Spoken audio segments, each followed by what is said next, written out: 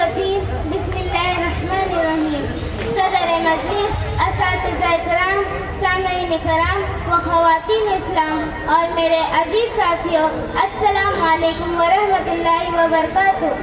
آج مجھے جس موضوع پر رابطہ کرنے کا موقع ملا ہے وہ ہے کلمہ طیبہ کا مقصد. سامعین کرام، کلمہ طیبہ اسلام میں داخل ہونے کا مین دروازہ ہے.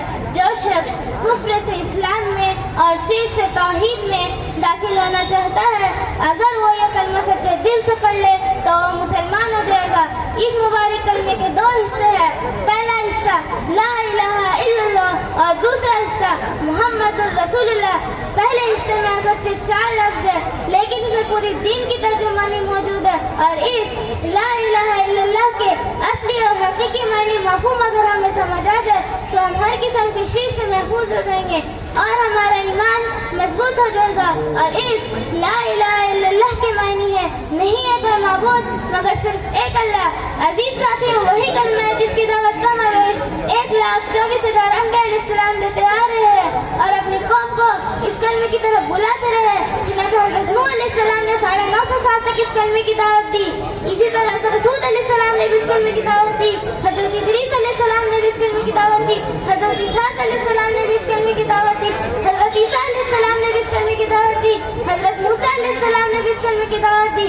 اور سب سے آخر میں میرے اور آپ کے پیارے محبوب حضرت محمد صلی اللہ علیہ وسلم نے بھی اس کلمے کی دعوت دی اور فرمایا یا ایھا الناس قولوا لا الہ الا اللہ تفلحوا.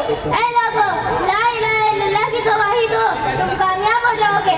معلوم ہوا کہ تمام انبیاء علیہ السلام اس کلمے پر بہت محنت فرماتے رہے اور اس بات کی طرف رائف کرتے رہے کہ اللہ کے سوا کوئی معبود نہیں، اللہ کے سوا کوئی خالق نہیں، اللہ کے سوا کوئی نظر و نیاز اور منت کے حقدار نہیں. سامعین کرام، اس کلمہ توحید کے نتیجے میں حضور اکرم صلی اللہ علیہ وسلم نے مصائب کے پہاڑ برداشت کیے، ننان مبارک شہید کرائے، جس میں 18 زخمی کرائے، گھر بار چھوڑ دیا مگر کلمہ نہیں چھوڑا.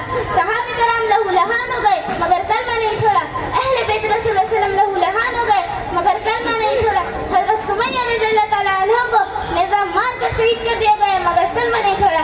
حضرت حذیفہ السامی رضی اللہ تعالیٰ عنہ کو ابلتے ہوئے پانی میں ڈالا گیا مگر کلمہ نہیں چھوڑا. آخر کیوں نہیں چھوڑا؟ سامعین کرام، آخر کیوں نہیں چھوڑا؟ اس لیے کہ کلمہ رسول صلی اللہ علیہ وسلم کا منشور تھا، اس لیے کہ کلمہ رسول صلی اللہ علیہ وسلم کا دستور تھا. سامعین کرام، کلمے کا دوسرا حصہ محمد رسول اللہ یعنی حضرت محمد صلی اللہ علیہ وسلم اللہ کے رسول ہے. کلمہ آپ صلی اللہ علیہ وسلم کے بغیر مکمل ہی نہیں ہو سکتا. دین آپ صلی اللہ علیہ وسلم کے بغیر کامل ہی نہیں ہو سکتا. اسلام آپ صلی اللہ علیہ وسلم کے بغیر مکمل ہی نہیں ہو سکتا. بلکہ میں تو یہ کہتی ہوں آپ صلی اللہ علیہ وسلم کی رسالت دین کی ضامن، آپ صلی اللہ علیہ وسلم کی رسالت اسلام کی ضامن، آپ صلی اللہ علیہ وسلم کی رسالت عدل انصاف کی ضامن. وما لنا الا البلاغ. آمین. السلام علیکم ورحمۃ اللہ وبرکاتہ.